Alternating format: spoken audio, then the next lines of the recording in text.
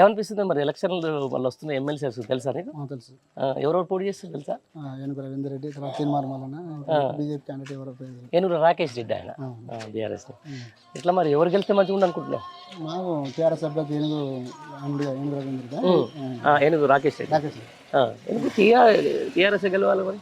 ఎందుకంటే ఇక తీన్మార్ మల్లన్న ఆయన చేసే పనులన్నీ మనకి ఎరికైనా ఎరికేనా? అదే కేబుల్ ఉంటుంది నీకు, ఆయన చేసిన పనులు నీకు బాగా ఎరికైనది ఏందో రెండు గురించి అన్ని ఎరికాయండి. ఎందుకంటే ఆయన మొత్తం అంటే మొత్తం బెదిరించుడు, తర్వాత అని చేసుడు, గ్యాంబ్లింగ్ చేసుడు అంతా ఉంటుంది. అంతే, మొత్తం గ్యాంబ్లింగే. అంతే.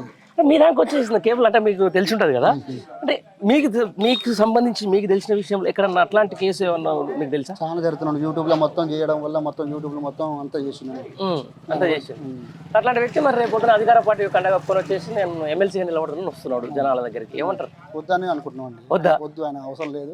ఆయన ఏనుగు రాకేష్ ఆయన మన రైతు బిడ్డ. ఆయన ఏంటంటే ఆయన వేతనం కూడా ప్రజలకు అంకితం. మన పిల్లలు ఉండే అమెరికాలో ఉన్నప్పుడు 15-20 లక్షల జీతం కూడా వచ్చేది. అది కూడా వాళ్ళకి అంకితం చేస్తాను. అట్లాంటి ఉన్నత వ్యక్తి, ఉన్నత విద్యావంతుడు ఒకవైపు ఉన్నాడు, ఇక్కడ నువ్వు అన్నట్టుగా బ్లాక్ మెయిలర్ అదే ఇంకా ఆయన ఉన్నాడు.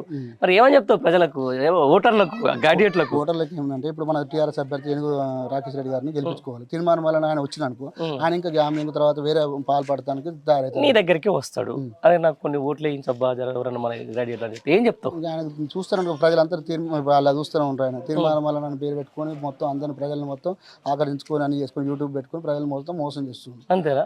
యూట్యూబ్ పెట్టుకుని మోసం చేస్తుంది. అది మరి అట్లయితే అట్లా మోసం చేస్తే అట్లా చేస్తున్నారు. జనాలు కూడా చూస్తున్నారు యూట్యూబ్ ఏం చేస్తున్నాయి. ఇంకా పార్టీ నుంచి మారి తర్వాత ఇప్పుడు పార్టీలకు వచ్చిండు.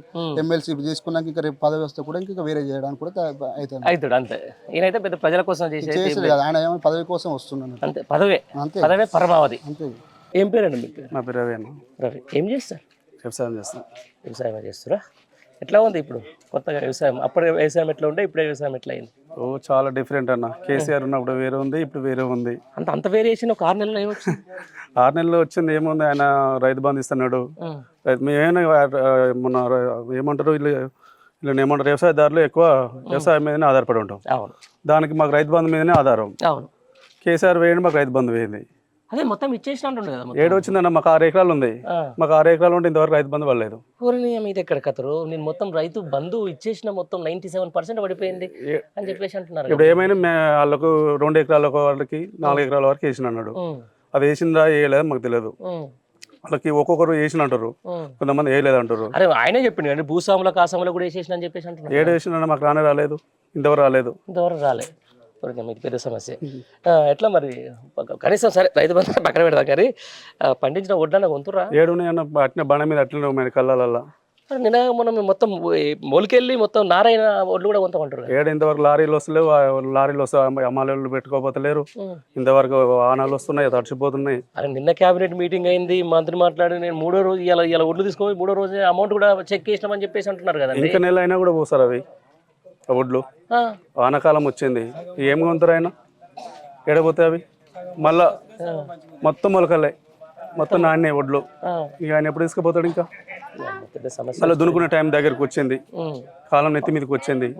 ఏం చేస్తాడు ఆయన? ఎట్లా ఉంది పరిస్థితులు? చెరువులు గిరువులు ఏడేవి సార్ నీళ్ళే లేవు. ఇప్పుడు కాలువలు ఎండిపోయినాయి. ఏమైంది ఇప్పుడు? 10 ఏళ్ల పాటు సాఫీగా నడిచిపోయింది, 6 ఏళ్ళకు కటక బంద్ చేసినట్టు ఇట్లా. అంతే, కరెంట్ ప్రాబ్లం అది కూడా. కరెంట్ పోయినట్టే ఈ వాటర్ కూడా బంద్ అయినాయి ఒకటేసారి. ఆయనకేమైంది? కరెంట్ ఉన్నప్పుడు ఆయన మంచిగా ఇచ్చేది, ఇప్పుడు వీళ్ళకేమో సార్ కరెంట్. ఇప్పుడు నేను ఏమంటున్నా అంటే సింపులే, మనం కార్ వేసుకొని పోతున్నాం, లేకపోతే ఒక బండి వేసుకొని పోతున్నాం, పెట్రోల్ నిండుగా ఉంది, ఆపు వెళ్ళిపోవాలి కదా. పోవాలి. ఆ తర్వాత నిండుకున్న పెట్రోల్ నువ్వైనా తోలిపోతుంది, నేను తోలిపోతుంది, ఎవరు తోలిపోతుంది బండి. అది ఎందుకు ఇట్లా గుడి కూడా ఆగుతా ఉంది? ఆయన చెప్పిన మాటలు అట్లా ఉన్నాయి సార్. గుడి అనే మాటలు గుడి అన్నట్టే ఉంది. అది కష్టమే ఉందిగా. పెట్రోల్ లేనట్టే బండి కూడా, కరెంట్ కూడా అట్లా అయిపోతుంది. అట్లా అయిపోతుంది.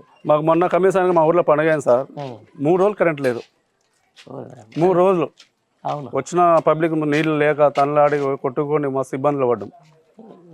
ఏమైంది మరి అసలు? ఆ కారణం ఏం చెప్తారు? కారణం ఆయన రేవంత్ రెడ్డి చెప్పిండు కదా, చెప్పిన మాటలు ఏవి అవి. 4 నెలల్లో 6 నెలల్లో చేస్తున్నాడు, రుణమాఫీ చేస్తున్నాడు, అది చేస్తున్నాడు. ఇంతవరకు రైతు బంధు పర్లేదు అనుకో, వాళ్ళు చెప్పులతో కొడతారట. ఎందుకు? మేము కొడతాం వాళ్ళని, అన్నోడిని. ఏంటంటే ఇప్పుడు సరే ఇదంతా అయిపోయింది, రేపు పొద్దున ఎమ్మెల్సీ ఎలక్షన్లు ఉన్నాయి, రాబోయే ఎమ్మెల్సీ ఎలక్షన్స్ ఎట్లా ఉంది? వాళ్ళు ఏం మొక్క పెట్టుకుని సార్ మళ్ళీ ఓట్లని. అరే 500 రాకపోతే చెప్తాడు కొట్టమని చెప్పేసి టీవీలో ముందు కొడితే మీరు అందరూ సపోర్ట్ కొట్టిరు. మేము ఎందుకు కొడతాం సార్? వాళ్ళు కొట్టి అప్పుడు కొట్టినాం, ఏదో మాటలు చెప్పిన కాబట్టి కొట్టినా కానీ ఇప్పుడు కొడతామా? వాళ్ళని కొట్టే పరిస్థితి వచ్చింది ఇప్పుడు చెప్పులతోటి. అంతేనా? మరి ఇప్పుడు అట్లాంటి వ్యక్తులే అధికార పార్టీ కండువలు వేసుకొని వచ్చేసి మేము అది వస్తున్నాం ఇది వస్తున్నాం అని చెప్పేసి రేపు ఓట్లాడడానికి వస్తున్నారు. చెప్పుడు మాటలకే సార్ అవన్నీ. ఇప్పుడు వాళ్ళు చెప్పాలి, రేపు బయట పడాలి, తర్వాత మేము ఆగమవుతాం. అవునా?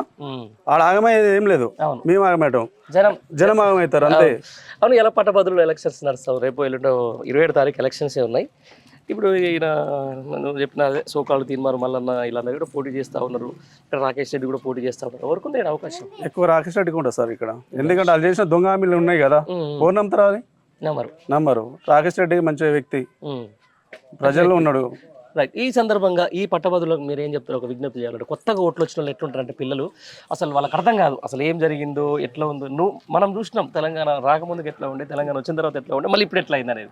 సేమ్ ఒక పాట రాస్తారు కదా, 4 రోజులు మళ్ళీ అని చెప్పేసి అడిగి అవుతుంది. మళ్ళీ మీరేం చెప్తారు వాళ్ళకి? కొత్త పట్టుబద్రులు చెప్తాం సార్. ఒకటే, మనకు అనుకున్న వ్యక్తి మంచి వ్యక్తి కావాలి, అక్కడ ప్రశ్నించే గొంతు కావాలి. శాసన మండలిలో మనకు ప్రశ్నించే గొంతు కావాలి. వాళ్ళకే మంచి సపోర్ట్ ఇస్తాం, వాళ్ళకేమని చెప్తాం సార్. వాళ్ళకేమని చెప్తారు.